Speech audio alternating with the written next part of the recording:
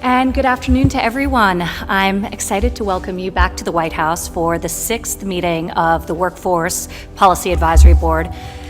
In just over a year, this board has, as you know and have joined us, met across the country and brought forth a series of recommendations to ensure all Americans are prepared for the jobs of today and tomorrow.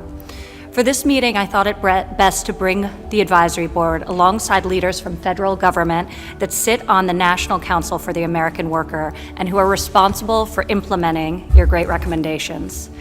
The National Council is excited to report on our progress. We have begun implementing one of the most notable alternative education pathways with proven results, expanding apprenticeships in new and emerging fields so that workers can learn while they earn. There are now more than 750,000 new apprentices since the administration took office, and the creation of the industry-recognized apprenticeship program will dramatically expand these opportunities for more Americans in the future. We have also heeded your suggestion and expanded our data collection to fill a major gap that existed on labor demand, hires, and separations. Prior to this month, the Bureau of Labor Statistics could only provide data on a national level. Today, due to this advisory board's recommendation, leaders in every state and local officials in 18 major metropolitan areas will have a much clearer picture of their local job vacancies and, importantly, the skills needed to fill those jobs. I'm sure our governors will be happy to hear this. So, thank you, Governor Reynolds and Governor Holcomb, for that suggestion. We have all heard time and time again how your companies and others across the country are adopting a modernized recruitment and hiring process. Today, we are also taking steps as the nation's largest employer to lead by example.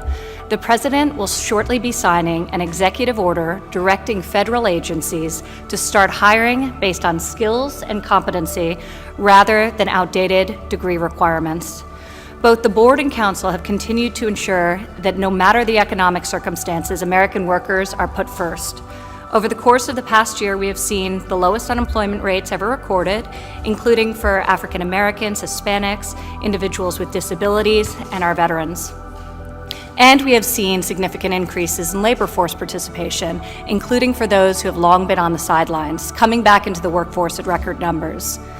But within a few short weeks, our country experienced rapid economic and social changes brought about by the global COVID-19 pandemic. We were challenged to rethink how we live our day-to-day lives. Despite these new realities, one thing has remained constant. This administration and the members of this advisory board have fought and will continue to fight for American workers and families. Prior to the pandemic, the advisory board laid out a bold agenda focused on how best to prepare American workers for the changing nature of work and the future of automation. Through the advisory board, we have addressed these issues and recommended changes, and now COVID-19 has brought forth a critical urgency to implementation of a set of action laid out in last month's call to action for lawmakers, businesses, and educators alike.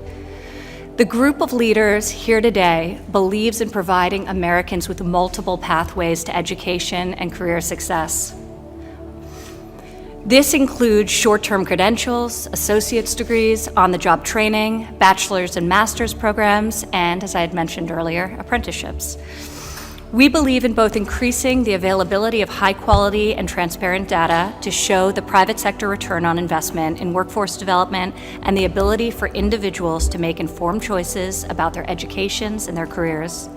We believe in modernizing the way in which employers recruit, hire, and train their employees so they can attract and retain workers with the skills needed to fill specific jobs and ensure that Americans with those skills are no longer overlooked. We firmly believe that all employers must invest in their workers through education and training, and that it's not just the right thing to do, but it's good, smart business. As we continue to bring manufacturing jobs back to our nation from the shores of California to the coast of Maine, we must ensure hardworking Americans are prepared to fill those jobs. This National Council and Advisory Board has taken critical strides to increase the agility of our workforce development system, but we have much more to do.